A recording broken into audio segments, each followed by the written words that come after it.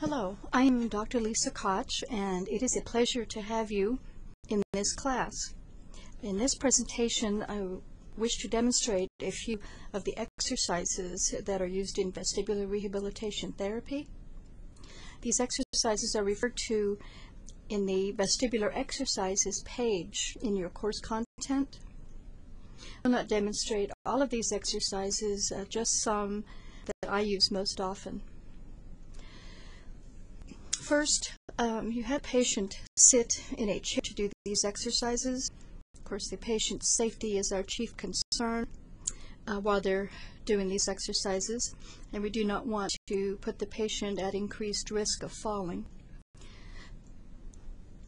The patient will need two playing cards ready to use, either two playing cards or two index cards. The purpose of these cards is to give the patient something to focus on while doing these exercises. If their eyes are wandering, the exercises will produce little benefit. The first few exercises are adaptation exercises.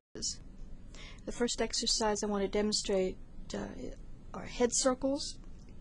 The patient rotates their head 360 degrees. First in one direction with their eyes open, and then in the other direction,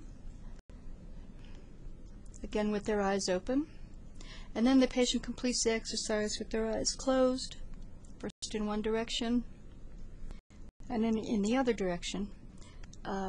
About 10 repetitions in each direction is suggested. Visual tracking is a good adaptation exercise. The patient holds one card. They hold the card. It's important to hold it up to eye level and at approximately arm's length.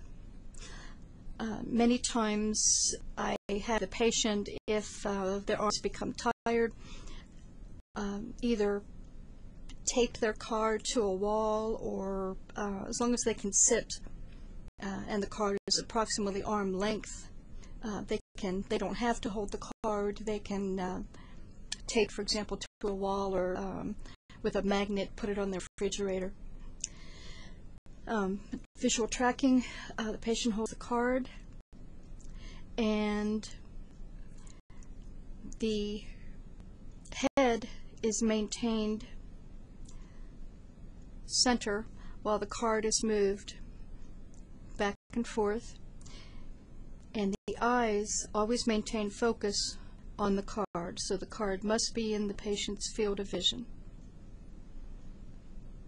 Okay.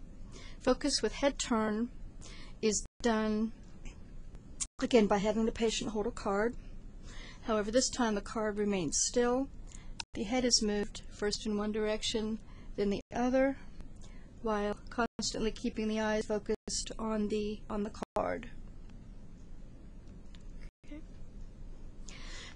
For target exercises, the patient is asked to select an object, one 90 degrees to the right and the other 90 degrees to the left. For example, a lamp on the left and maybe a picture on the right.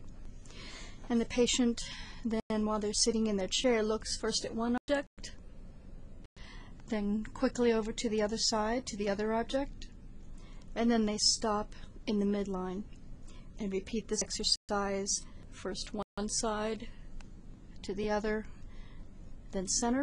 Repeat that approximately 10 times. And then you can have the patient begin on the opposite side first, then the other, and then back to the midline.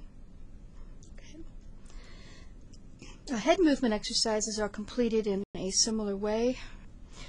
First, looking to one side, and center, then to the other side, then back to midline. One way to make these exercises more difficult is to do them at faster speeds. And all of these exercises can be done horizontally as well as vertically, depending on your patient's needs. The patient, as the difficulty of the exercises increases, can also do them while standing or walking. Saccade exercise is the last one that I want to demonstrate. The patient needs both cards, and they hold one card approximately 30 degrees to the left, and the other card approximately 30 degrees to the right. The patient then looks first to one card and then to the other, and back and forth. And maybe 25 repetitions of this one.